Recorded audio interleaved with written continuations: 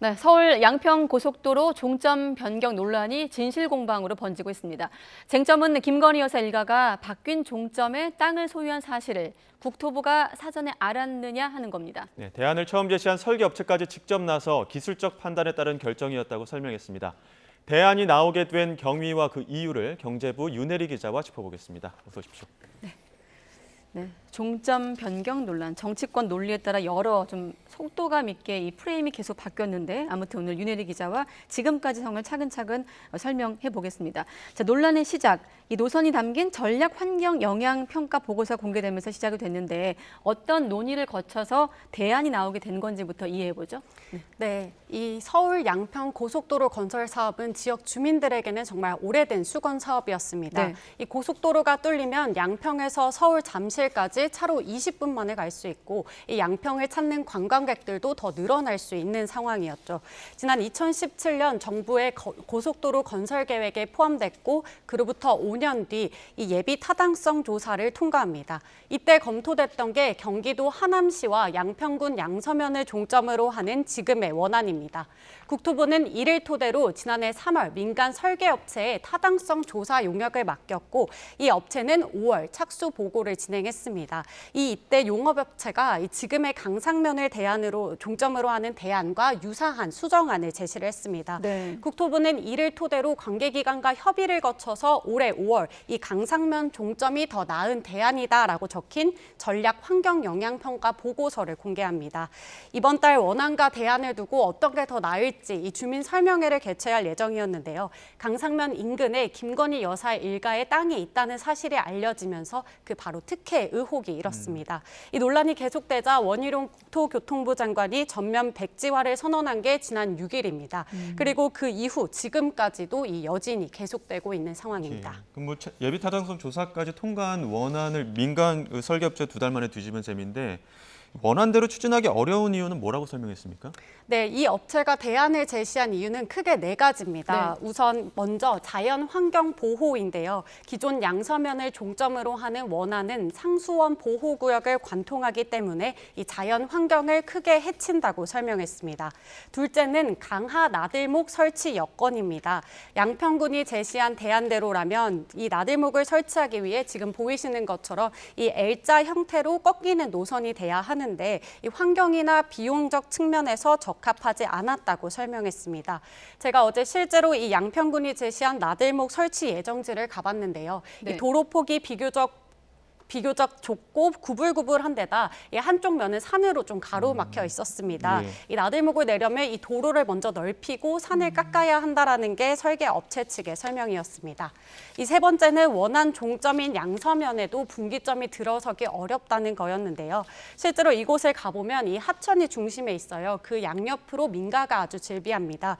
그리고 이 위로는 40m 높이의 교량이 하나 지나가는데요. 네. 이 교량을 연결해서 당초 분기점을 만들 예정이었지만 예. 이 인근 마을 주민들의 얘기를 들어보니 지금도 소음과 분진 피해가 있는데 분기점 연결하면 이게 조금 더 심해질까 봐 좀 걱정이 된다고 합니다. 직접 들어보시겠습니다.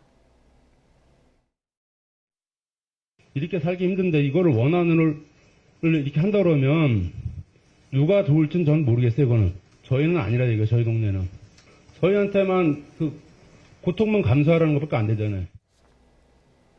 그래서 설계업체는 이 강상면으로 종점을 바꾸는 게 교통량도 더 늘어날 수 있기 때문에 최적의 안이었다 이렇게 설명했는데요. 이 또한 역시 관계자의 설명 직접 들어보시겠습니다. 지금 단계에서 추가적인 검토를 했을 때 이 위치보다는 그런 안전성이라든지 이런 부분들이 있는 부분들을 원천적으로 해결할 수 있는 위치가 있다고 하면 그쪽으로 바꾸는 게 적절하지 않겠나라는 게 기술자로서의 생각입니다. 라는 게 이 업체의 판단은 그때 강상면이었다는 거죠. 그렇습니다. 예. 그래서 설계업체는 이 타당성 조사를 진행하면서 원희룡 국토부 장관은 만난 적이 없고 이 어떤 외압도 없었다 이렇게 선을 그었습니다. 자, 이렇게 설계 업체까지 동원해서 국토부가 해명했지만 여전히 논란은 끊이지 않고 있고 저희도 그런 보도를 하고 있습니다. 아직 시원하게 풀리지 않는 대목들이 어떤 겁니까? 네, 일단 설계업체와 국토부의 설명을 다 인정한다 하더라도 이 예비 타당성 조사는 한 1년여 걸쳐서 진행이 됩니다. 네. 이 원안을 민간 용역업체가 2달 만에 바꿨다는 건데요. 이 현장 설명회에서는 이런 부분들에 대해서 이 기자들의 질문이 많이 이어졌습니다. 네. 설계업체는 이 현 방향 제시는 충분히 할 수 있다 이렇게 답했는데요. 이런 국책 사업을 정하는데 현장 조사도 여러 번 필요하고 이 교통량에 대한 명확한 분석도 필요한데 이게 불과 2달 만에 이뤄졌다는 겁니다. 또 다른 논란은 왜 지금 와서야 이런 해명들을 좀 내놨냐 이건데요.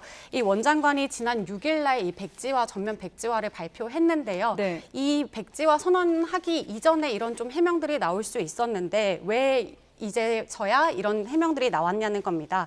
이 설계업체도 사실상 백지화를 한 이후에 등장했거든요. 예. 이처럼 뒤늦게 해명이 계속해서 이루어지면서 이 의혹을 키웠다라는 이런 비판도 나오고 있습니다. 예, 국토부는 또 이 타당성 조사 과정에서 뭐 노선이 달라지는 경우도 흔하다 이렇게 설명을 하고 있는데 실제로도 그렇습니까?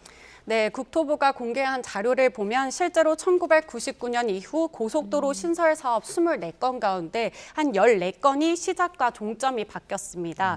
특히 2010년 이후에 추진된 10개 사업 가운데 절반이 노선이 변경됐는데요. 예. 이 실제로 어떻게 노선이 달라졌는지 최근 사례를 몇 가지 비교를 해봤습니다. 네. 지난 2020년 예비 타당성 조사를 통과한 계양 강화 고속도로의 경우 이 종점이 인천 강화군 강화읍 갑곡리에서 조금 더 아래로 내려온 신정리로 바뀌었습니다.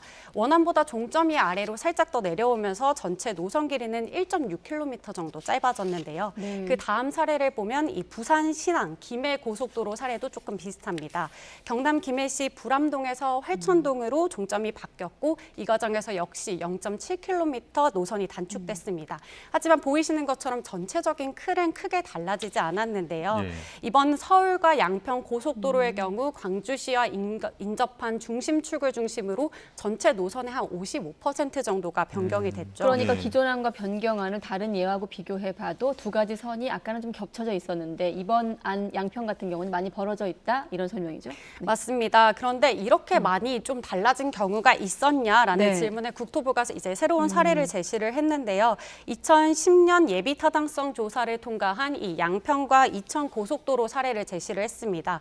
이 파랑색이 예비 타당성 조사를 통과한 원안이고 네. 분홍색이 타당성 조사 과정에서 바뀐 대안이고 이 빨강색이 실제 설계안으로 지어졌는데 이게 크게 확연히 달라진 거를 좀 확인을 네. 할 수가 있습니다. 잠시만요. 파란색이 예배 타당성 아니고 네. 핑크색? 거기가 이제 타당성 타당성 조사 아니고? 안에서 네. 이제 적절하다고 판단한 노선이고 이제 예. 빨간색은 실제로 이제 설계된 노선입니다. 설계안. 네. 이렇게 세 개가 다 달라진 경우도 있다라고 제시를 했는데요. 국토부는 이런 사례를 토대로 오히려 예비 타당성 조사 안대로 가는 경우가 드물다고 해명했습니다. 직접 들어보시겠습니다. 예타 안대로 가는 거는 없다고 보시면 됩니다. 조금이라도 그러니까 마을 하나를 피한다든지 아니면 종점이나 시점부가 뭐 이렇게 접속되어야 될 부분이 여기 있던 게 밑으로 좀 한 100m라도 내려온다든지. 그러니까 국토부는 오히려 예비 타당성 조사 안대로 가는 경우는 드물다라고 설명을 했는데 아까 제시한 다른 사례에서 타당성 어떤 기간이 얼마나 걸렸는지 좀 궁금하긴 하네요. 자, 그리고 또 한 가지 주민들 얘기인데 양평 현장에 가보니 주민들 얘기는 어떻습니까? 네, 제가 어제 원안 종점 인근과 그다음에 바뀐 대안 종점 인근 모두 다 다녀왔습니다. 네. 이 원안 종점 인근에는 보이시다시피 이 하천이 흐르고 그 주변에 민가들이 많이 모여 있잖아요. 이 일대는 한 770여 가구가 살고 있습니다. 네. 그런데 이들은 지난 5월 그 전략 환경영향평가 보고서가 공개될 때까지만 해도 자신들의 마을 위로 이 분기점이 설치될 거라는 것 자체를 몰랐다고 하는데요. 이 또 사업이 백지화되기까지 이 당사자인 지역 주민들의 정작 의견은 뒷전으로 밀려서 이 불만을 토로하기도 했습니다. 또 주민들 입장에서는 뭐 사업이 재개되길 바라는 분들도 있을 텐데 뭐 앞으로 어떻게 되는 겁니까? 아직 현재까지는 사업 재개 여부가 불투명한 상황입니다. 이 주민들은 무엇보다 재개를 간절하게 바라고 있는 상황인데요. 네. 국토부는 현재 제기된 여러 의혹과 논란이 해명되기 전까지 사업을 다시 추진하긴 어렵다고 설명했습니다. 일각에서는 이게 정부의 5개년 계획에 포함된 만큼 잠시 중단된 것이지 아예 백지화되지는 않지 않겠냐 이런 전망도 하고 있는데요. 다만 이 원안과 대안을 모두 가능성 열어두고 이 어떤 게 양평 주민들에게 더 나은 대안인가 이 모든 과정을 투명하게 공개하는 게 무엇보다 필요해 보입니다.